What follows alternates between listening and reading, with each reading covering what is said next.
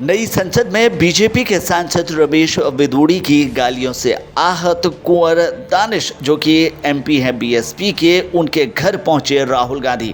घर जाकर गले लगाया दानिश को और अब बीजेपी ने अपने एमपी विदुड़ी को नोटिस भी दिया है। जी हां, बात है 22 सितंबर की शाम की, जब बीएसपी सांसद कुंवर दानिश अली से उनके आवास पर जाकर कांग्रेस नेता राहुल गांधी ने मुलाकात की। इस दौरान राहुल ने दानिश अली को गले भी लगाया।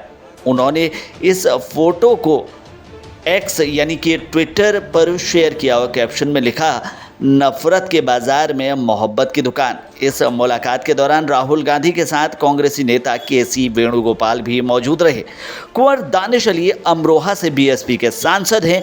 21 सितंबर को लोकसभा में चंद्रयान पर चर्चा के दौरान बीजेपी के सांसद रमेश विदुड़ी ने उन्हें भद्दी भद्दी गालियां दी, अभद्र भाषा का प्रयोग किया।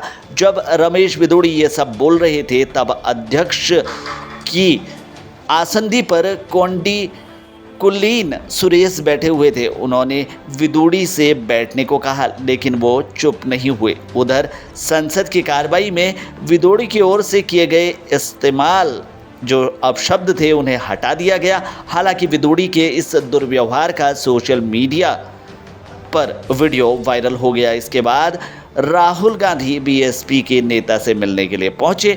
लोकसभा स्पीकर ओम बिरला ने विदुड़ी को चेतावनी दी है कि सदन में ऐसा व्यवहार दोबारा होने पर कड़ी कार्रवाई होगी।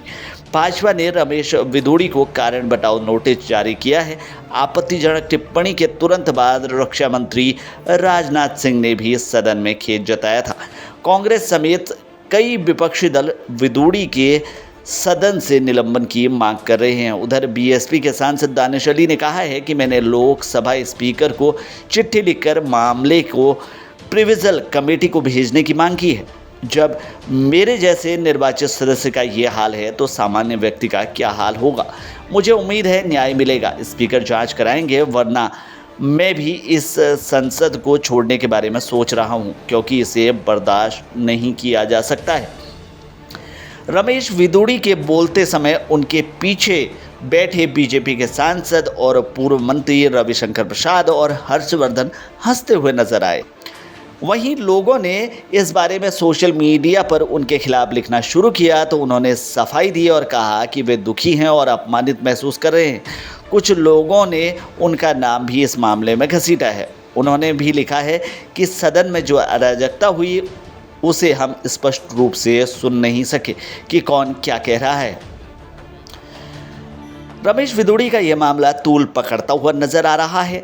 रमेश विदुड़ी के संसद में किए गए इस व्यवहार पर किसने क्या कहा है वो भी आपको बताते हैं। सबसे पहले बात करते हैं नेशनल कॉन्फ्रेंस के नेता उमर अब्दुल्ला की। उन्होंने कहा है कि अगर उन्होंने केवल आतंकवादी कहा होता तो हमें इसकी आदत है। उन शब्दों को पूरे मुस्लिम समुदाय के लिए कहा गया। भाजपा से जुड़े मुस्लिम इसे कैसे बर्दाश्त कर सकते हैं। इससे पता चलता है कि वे हमारे बारे में क्या सोचते हैं। उन्हें शर्म आनी चाहिए। वहीं कांग्रेस महासचिव जयराम रमेश ने कहा है कि उन्होंने जो कहा वो निंदनीय है। रक्षा मंत्री की माफ़ी नाकाफ़ी है। सदन के अंदर या बाहर ऐसी भाषा का इस्तेमाल नहीं होना चाहिए। ये रमेश विदुड़ी नहीं बल्कि भारतीय जनता पार्टी की सोच है। हमारी मांग है कि रमेश की संसद सदस्यता रद्द की जानी चाहिए। वहीं आप सांसद संजय सिंह ने कहा है कि बीजेपी गुंडागर्दी कर रही है। विदुड़ी की भाषा एक गुंडे माफिया की भाषा है। दानिश अली का अपमान सभी विपक्षी सांसदों का अपमान है। मणिपुर का मुद्दा उठाने के लिए मुझे निलंबित किया गया था। उनके खिलाफ कोई कार्रवाई क्यों नहीं की जा रही है। वहीं इस मामले पर AIMIM मुखिया असदुद्दीन ओवैसी ने कहा है कि मुझे पूरा भरोसा है कि विदुड़ी के खिलाफ कोई कार्रवाई नहीं होगी। संभावना है कि उन्हें भाजपा बीजेपी दिल्ली प्रदेश अध्यक्ष बना दे।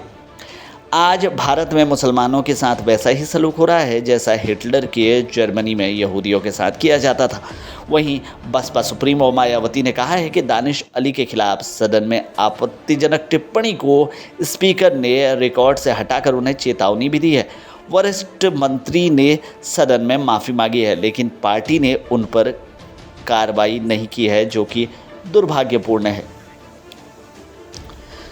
आर्टिकल 105(2) के तहत भारत की संसद में की गई किसी भी बात के लिए कोई सांसद किसी कोर्ट के प्रति उत्तरदायी नहीं होता है। यानी कि संसद में कही हुई बात, किसी भी बात को कोर्ट में चैलेंज नहीं किया जा सकता है। लेकिन इसका मतलब ये नहीं है कि सांसदों को संसद में कुछ भी बोलने की छूट मिले। एक सांसद जो कुछ कहता है वो लोकसभा में procedure and conduct of business के रूल 380 के तहत स्पीकर के कंट्रोल में होता है। यानी संसद में कोई सांसद असंसदीय भाषा का इस्तेमाल करता है तो उस पर स्पीकर को ही एक्शन लेने का अधिकार होता है।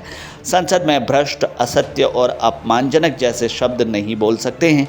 सांसद 2022 में संसद के मानसून सत्र के शुरू होने से पहले असंसदीय शब्दों की लिस्ट जारी की गई थी, जिसके मुताबिक जुमलाजीवी, तानाशाह, विनाश पुरुष जैसे राजनीतिक बयानों के साथ असत्य, भ्रष्ट और कालाबाजारी जैसे सामान्य शब्द नहीं बोल सकते हैं। लोकसभा सचिवालय की नई बुकलेट में इन्हें असंसदीय भाषा बताया गया है। बुकलेट में 1100 पेज हैं। ये लिस्ट लोकसभा, राज्यसभा के साथ विधानसभा के कार्यवाहियों के दौरान असंसदीय घोषित किए गए शब्दों को मिलकर बनाती है। ताज़ा लिस्ट 2021 की है।